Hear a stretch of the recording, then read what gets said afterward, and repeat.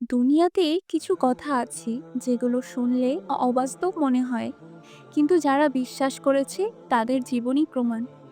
আজ আমি তোমাকে এমন এক ইবাদতের কথা বলবো যেটা দিয়ে বন্ধ দরজা খুলেছে, ক্ষুধার সময় খাবার এসেছে, নিঃসন্তান মা সন্তান পেয়েছে, আর ভাঙা জীবন আবার সুন্দর করে গড়ে উঠেছে। সেই ইবাদতের নামই হচ্ছে ইস্তেগফার। কিন্তু প্রশ্ন হচ্ছে, ইস্তেগফার কি আসলেই মিরাকেল ঘটায়, নাকি আমরা বাড়িয়ে বলি বা বুঝতে ভুল করি? এই বিষয় নিয়ে আজকে কথা বলবো ইনশাআল্লাহ। আসসালামু আলাইকুম ওয়া রাহমাতুল্লাহি ওয়া বারাকাতুহু। আমরা ইস্তেগফারকে খুব ছোট করে দেখি, মনে করি গুনাহ হলেই পড়তে হয় বুঝি।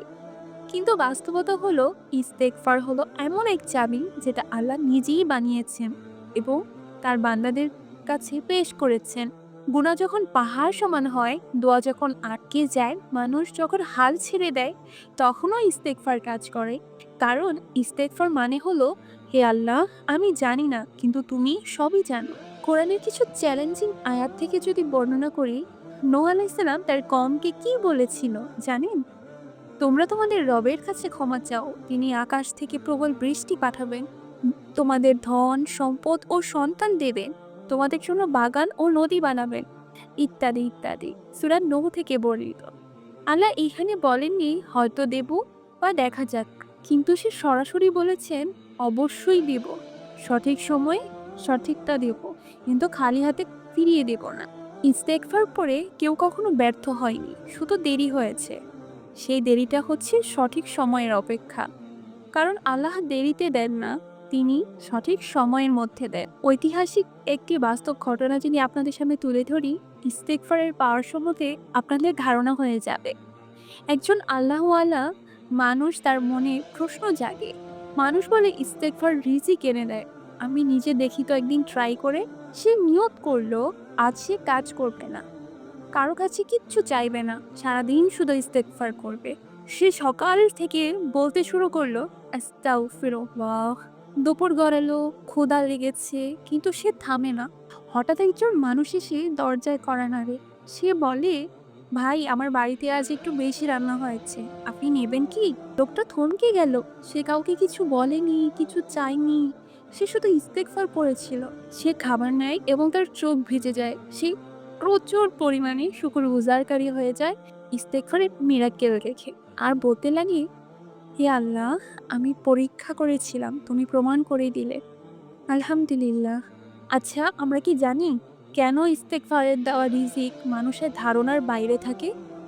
কারণ আল্লাহ তাআলা বলেন, আমি তাকেই রিজিক দেব যেখান থেকে সে কল্পনাও করেনি।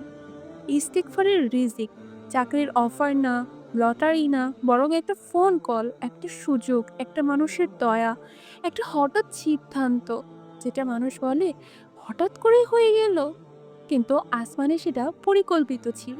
ইস্তেগফারের বরকত বলে বোঝানো অসম্ভব। ইস্তেগফারের বরকত এবং মিরাকেলের সম্পর্কে বলে বোঝানো এক কথায় অসংখ্য। একটি বাস্তব জীবনের গল্প তুলে ধরলাম। এক ভাই প্রচণ্ড ঋণে ডুবে গেছে, রাতে ঘুম হয় না, প্রচণ্ড দোয়া করে, কিছুই হয় না। একদিন সে শুধু সিদ্ধান্ত নেয়, আমি অভিযোগ করব না, আমি শুধু ইস্তেগফার করব। ইস্তেগফার করতে করতে টানা ৩ মাস পেরিয়ে গেল। একদিন তার পাওনাদার নিজে থেকেই বলে, তুমি এতদিন কষ্টে ছিলে, এই ঋণের অর্ধেক তোমার জন্য মাফ করে দিলাম। সে কিচ্ছু চায়নি, সে কিচ্ছু বলেনি, সে শুধু বলেছিল, আল্লাহ, আমাকে মাফ করে দাও এবং আমাকে সাহায্য করো।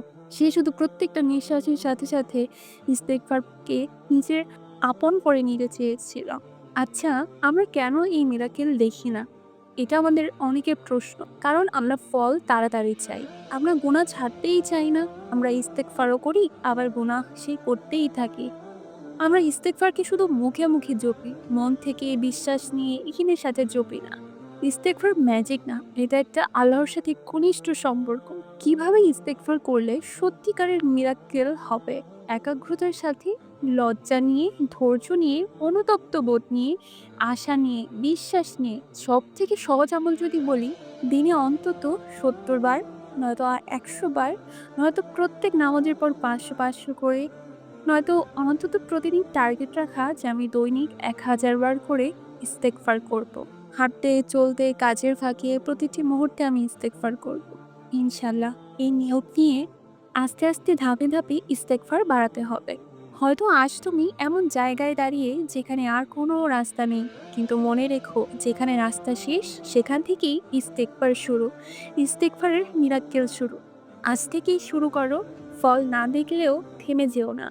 কারণ ইস্তেগফার কখনো ব্যর্থ হয় না। ব্যর্থ হই আমরা অপেক্ষা না করে ধৈর্য হারিয়ে ফেলে। তাই আজকের মতো এখানেই শেষ করছি ইস্তেগফারের মিরাক্কেল সম্পর্কে। এই ভিডিওটা যদি তোমাদের মনে একটু হলেও নাড়া দেয় কমেন্টে লিখে যেও আস্তাগফিরুল্লাহ। আর শেয়ার করে দিও, হয়তো কারো অসম্ভব আজ সম্ভব হবে তোমার মাধ্যমে। আর আমাদের পাশে থাকার জন্য অনেক অনেক ধন্যবাদ। আর যারা আমাদেরকে সাবস্ক্রাইব করনি তারা অবশ্যই একটি সাবস্ক্রাইব, একটি কমেন্ট, একটি লাইক, একটি শেয়ার করে আমাদের পাশে সবসময় থাকবে ইনশাআল্লাহ। আসসালামু আলাইকুম ওয়া রাহমাতুল্লাহি ওয়া বারাকাতুহু।